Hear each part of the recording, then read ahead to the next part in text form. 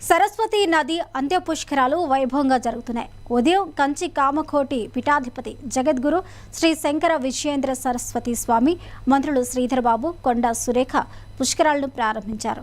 పుష్కరాలకు వచ్చే భక్తుల కోసం రాష్ట్ర ప్రభుత్వం పెద్ద ఎత్తున ఏర్పాట్లు చేసింది. వేసవి తీవ్రతను దృష్టిలో పెట్టుకుని సౌకర్యం అన్నీ కూడా కల్పించినట్లు టెంట్లు, కూలర్లు సైతం ఏర్పాటు చేసినట్టు తెలిపారు. ఇక సరస్వతి ఘాట్తో పాటు ప్రధాన ఘాట్ వద్ద 300కు పైగా తాత్కాలిక గదులను ఏర్పాటు చేశారు. నదిలో లోతులోకి వెళ్లకుండా భద్రతా చర్యలో భాగంగా తాళ్లతో హద్దులు ఏర్పాటు చేశారు. ఈ రోజు ప్రారంభమైన ఈ పుష్కరాలు జూన్ 1 వరకు కొనసాగనున్నాయి. ఈ అంత్య పుష్కరాలకు భక్తులు పెద్ద సంఖ్యలో వచ్చే అవకాశం ఉందని అధికారులు అంచనా వేస్తున్నారు.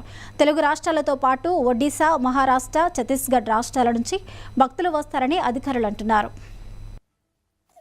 ఈ పుష్కరం అనే దాన్ని లోక విఖ్యాతం చేసిన భక్తులు ఉండే ప్రదేశం ఇది. ఈ సరస్వతి అమ్మవారి మంత్రంలో కూడా పుష్కర స్రజ అని పుష్కరం అనే శబ్దం ఉన్నది.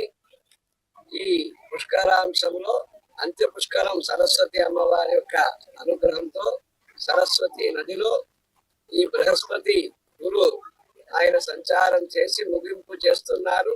ఈ 12 రోజులు అంటే ఈ 1 సంవత్సర కాలం కూడా మధ్యాహ్నములో అమృత గడియలు, ప్రారంభంలో 12 రోజులు, పూర్తిగా 12 రోజులు పుష్కరం. తర్వాత ఈ 1 సంవత్సరం కూడా మధ్యాహ్నములో 2 గడియలు అమృత అంశములు ఉంటాయి. తర్వాత ఈ 12 రోజులు ఇది వరం కింద బ్రహ్మదేవుడి దగ్గర